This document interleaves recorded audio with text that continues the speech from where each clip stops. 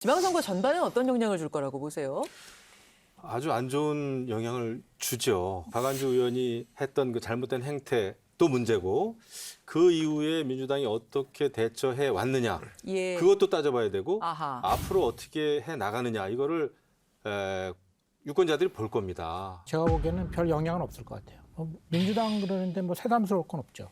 그러니까 지난 대선 때도 뭐 이재명 후보한테 투표하신 유권자도 많이 있잖아요. 근데 뭐 그런 문제가 크게 뭐 이슈가 되지 않았었잖아요. 표현에 영향을 끼쳤다고 그런 분석이 나온 것도 제가 못 본 것 같고. 기대감 자체가. 예, 그러니까 뭐 민주당에 대해서 뭐 처음이면 쇼크가 있었겠죠, 당연히. 그렇지만 뭐 작년에도 있었고 그 전에도 있었고 뭐 계속 터졌잖아요. 근데 여전히 진행 중이구나.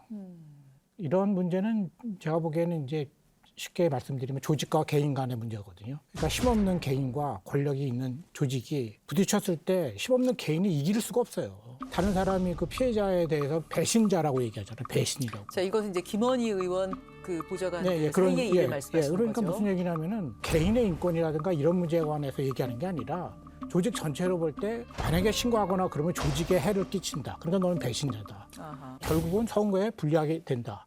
조용히 해라. 그렇죠. 일 크게 벌리지 예. 말아라. 그러니까 이게 힘없는 개인이 거대한 조직을 상대로 해서 전쟁을 벌인다. 네. 너무 어려운 거죠. 그러니까 결국은 언론에 나오는 것이고 언론에 나오면은 계속 공격을 하거든요. 끝까지.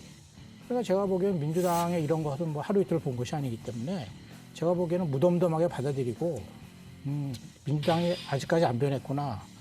내가 죽을 때까지 변할지 한번 보고는 싶네. 뭐 이런 거죠. 아이고. 자, 새 정부에도 악재가 있습니다. 대통령실 비서관에 대한 논란이 지금 일고 있는데요. 위안부를 그 화대에 비유한 김성애 비서관의 경우는 지난 주말에 스스로 사퇴를 했고요. 또 한 명이 더 있죠.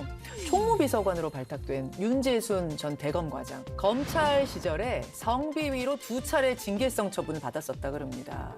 도대체 어떤 것이길래 대통령실에서는 이걸 경미하다고 했는가 좀 알아보니까 하나는 낮술 마시고 껴안는 일이었고 하나는 볼에다 뽀뽀를 한 거였다 그래요. 경미합니까? 최 전 수석님?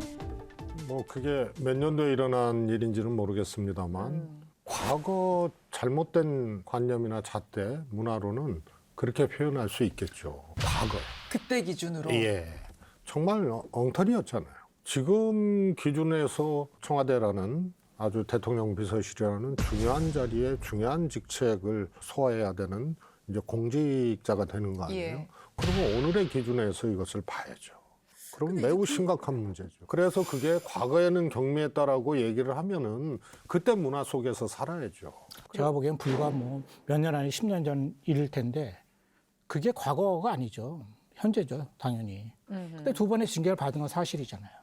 그것도 성범죄로. 그러니까 제가 보기에는 변명의 여지가 없는 거예요. 그런 사람이 어떻게 지금 대통령 집무실에 들어와서 일하는가. 거기에 대해서는 뭐 검찰에 그렇게 인재가 없나? 굳이 검찰에 데려온다면 제가 보기에는 그런 사안을 경미하다고 말하는 것 자체가 심각한 문제예요.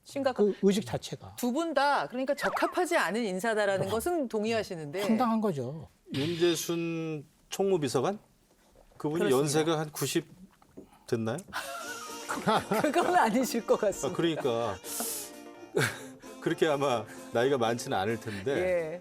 아무리 과거에 있었던 일이라고 하더라도 경미하지가 않아 보이는데. 경미하지가 않아 예. 보이죠. 인사검증이 좀 부실했던 건 아니냐 이런 얘기가 나오는 것 같습니다. 대통령이 직접 지명한 후보자들에 대한 검증을 못하는 것 같아요.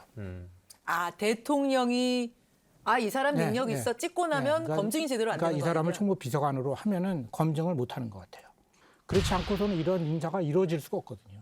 제가 보기엔 밑에서 인사를 추려가지고 한 3배수로 올린다면 이런 일이 안 일어날 거예요. 그런데 제가 보기에는 위에서 내려오니까 감히 검증을 못하는 거죠. 한마디로 대통령이 알고 한 인사일 수밖에 없어요. 그래서 그렇죠. 그거는 그 검증 파트에서 검증을 안 했다거나 보고를 제대로 못 했다거나 이런 차원이 차원이 아니고 아니에요. 왜냐하면 기본적으로 다 알만한 사건들이거든요. 김성애 비서관은 대통령이 뭐 직접 찍었는지는 모르겠으나 이미 알만한 사람의 수많은 사건 사고가 있었던 사람이거든요. 그래서 이거는 대통령이 알고 그렇죠. 찍었기 때문에 임명한 것이다. 누가 그래서 감히. 검증하지 말아라라고 얘기한 것과 똑같은 거죠.